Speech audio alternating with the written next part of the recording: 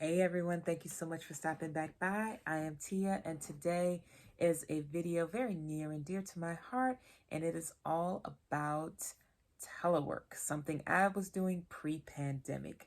But before we get into that, let me just welcome you all. If you're new here, welcome. If you're not new here, welcome back. If you are not a subscriber, consider it, especially if you like things related to fibromyalgia care and chronic pain relief, or writing and the writing industry, the publishing industry, or beauty reviews. Sometimes I even have a little bit of advice and law of attraction, law of assumption. You just never know what you're going to get. And I am bringing back my wine reviews soon. So absolutely stay tuned for those. And you'll know best when all of these things go live if you subscribe. Now, fibromyalgia has been quite the journey for me, and it absolutely was the reason why I started to telework pre-pandemic.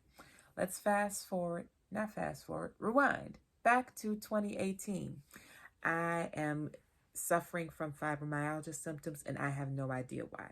I don't know why I can't get out of bed. I don't know why I'm achy from head to toe as if I have the flu, but every time I go to the doctor, they say it's not the flu. They say maybe my round of mono from many years ago reactivated, and then they say, no, it didn't reactivate. Maybe it's anemia. No, it's not anemia. They didn't know what was going on. I did not get my formal diagnosis of fibromyalgia until January of 2019. But before January of 2019, I could not get out of bed.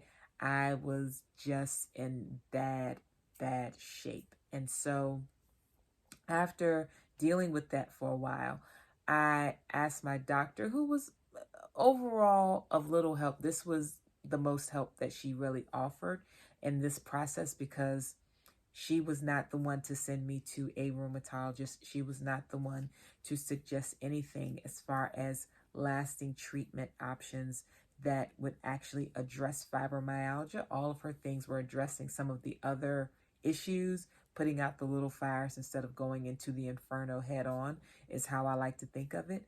So she did not give me anything that I could really use other than this. She did sign off on my reasonable accommodations and all of my requests to work from home, telework 100%. She signed off on those documents, and I started teleworking because I literally couldn't get out of bed. This telework arrangement still wasn't quite sufficient at the beginning of my journey to heal and to learn to manage my fibromyalgia. I was still missing a ton of days because my body was just so out of whack. So what happened during this period was I was trying to get my body back on track. I was suffering from chronic pain, far worse than anything I experience currently. I was exhausted. I was feeling very hopeless because up until my diagnosis, I thought I was losing my mind. After my diagnosis, I knew I wasn't losing my mind, but I had more things going on that I really couldn't get relief from. And it didn't matter what drugs I was taking. It didn't matter what treatments I was doing. Nothing was taking this huge amount of stress and pain and frustration away. And that's why I always say that telework saved my life, because I could not physically get out of bed many days. I had my laptop right next to my bed, and the best I could do most days was to get up, shower, put on clothes, take a nap after that, and then log into work for an hour or two or three, try to get things done, only to realize I was hurting so bad I couldn't think straight. So being able to work a little bit, even just for those little short intervals when the pain wasn't incapacitating me, did wonders for not only reminding me I can do something, but it also did wonders for my accounts, because I am the sole provider for my daughter. Yes, I have been married, and yes, there is a child support order, but I do not get the payment that has been court ordered ever. So I am the one who takes care of my daughter. And at that time, she was much smaller. So it took a lot of energy. I really didn't have energy for her. And even today, there are some days where I don't have much energy for her, but she's such a trooper. She handles it a lot better than she did when she was younger and didn't know what was going on, of course. So at this point, I have been teleworking for almost, well, just about 3 full years. Um, yeah, it's 2022. I was starting to telework at the very end of 2018. So we're coming up on 4 years, basically. And I would have absolutely been jobless and possibly even, I know self-harm was a thought that crossed my mind frequently because I was in so much pain, but to have added the financial stress of not being able to provide for my daughter, that definitely could have pushed me over the edge. And I was very close to the edge anyway. So that's what I mean when I always say telework saved my life. I could not have safely continued with the routine I had. And so fortunately, telework was an option. I had to keep getting these things renewed, though I had to keep requesting renewals of the telework agreement. And that was very frustrating on its own because I kept, living in fear that this agreement would one day be taken away from me. And then this is going to sound really weird. And then, by God's grace, the pandemic came, and then everyone was teleworking. It wasn't so strange anymore. So, whenever people ask, "Oh, you work from home? How have you been liking it?" And I'm like, I was doing it before the pandemic. I found it fine then. I find it fine now. And they're always quite surprised. They're like, "Oh, you were doing this before the pandemic?" Yes, I was. The pandemic certainly took off some of the pressure because everyone else had to stay home too. But I was already on that train. I was already doing that. And I absolutely needed to because my physical and mental health were suffering tremendously. And I was not in a good space at all. So it literally saved me from myself and saved me from doing very drastic, harmful things to myself out of my own feeling of desperation because of what could have happened had I not been given some sort of agreement to allow me to work from home when I was physically able. So that's it. That is my story of how telework saved my life. If you are experiencing problems with your work due to chronic pain issues, perhaps you have a job that was not willing to give you some sort of telework agreement, or perhaps you had telework, but now they're rushing you back into the office because they think it's going to affect productivity, the same productivity that really hasn't suffered the entire pandemic. If those are your experiences, I absolutely implore you, if you work for a large enough company here in the United States, to explore various options for telework, Family Medical Leave Act.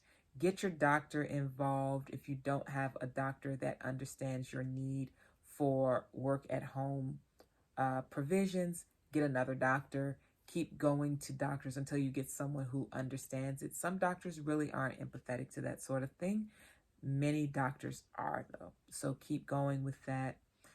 Continue to rest as you need to.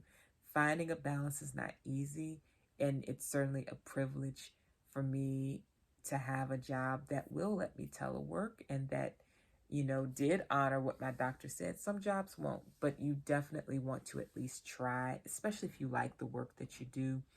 Also consider getting a work from home job. If you know your job just won't allow it, consider work from home options. There are so many different work from home opportunities. Post it here on YouTube. There are some fantastic vloggers who regularly write about jobs making comfortable wages working from home, 100%, no office time at all. So definitely explore them. Cat Theo is one. There is also another one, and I can't remember her name, but just type in work from home opportunities into YouTube as your search icon or search criteria, and watch the videos come up. Look at the most recent ones and kind of go backwards. to figure out what things are probably still available now. I also recommend doing work that you can 100% schedule yourself, something like Cambly. I tutor on Cambly part-time, and I only do a few hours a week, but during those times where I was really in pain and I could only supplement my income here and there, it was a godsend because I might be up at 2 a.m. and that's not a normal working hour for anyone in most time zones. It's not really a normal working hour in most industries, I should say. It's not normal, but I was able to log on to Cambly and earn a little money talking to students who were awake in different countries and who did want to work with an English speaker. So something like Cambly is a good option too to kind of help fill the gaps in order to make what I would consider a living wage on Cambly, at least in most of the states here in the US. In order to make a living wage, you'd probably have to work 50 hours a week. However, if you don't want to work that much, it's still good for those hours or minutes here and there that maybe you feel okay. You can just sign in and take a few calls and earn a little money so that you're not feeling like you don't have any options. Sometimes it's just a comfort to know that you can earn a little bit more in your downtime, even if you never use it. And that's kind of how I feel. Yes, I am on Cambly, and yes, I have students that connect to me regularly every single week. But when I am worried about, perhaps I have a surprise expense that comes up and I really don't want to dip into my savings for it, it's good to know Cambly is there as a bit of a safety net. So something like that might be an option too. There are so many, and there are platforms that pay way more than Cambly. They may require a little bit more as far as experience, but they pay way more. So you can absolutely make a wage at home that doesn't bind you to an office that requires you to physically show up. So that's it, my friends. I hope that you have a fantastic weekend. Tell me your work from home or telework experiences. I'd love to hear about them, and I will talk to you all soon. Comments are open. Please let me know what you think about teleworking if you do it, and if you're against it even. I'd love to know what your thoughts are. So talk to you soon. Take care. Bye-bye.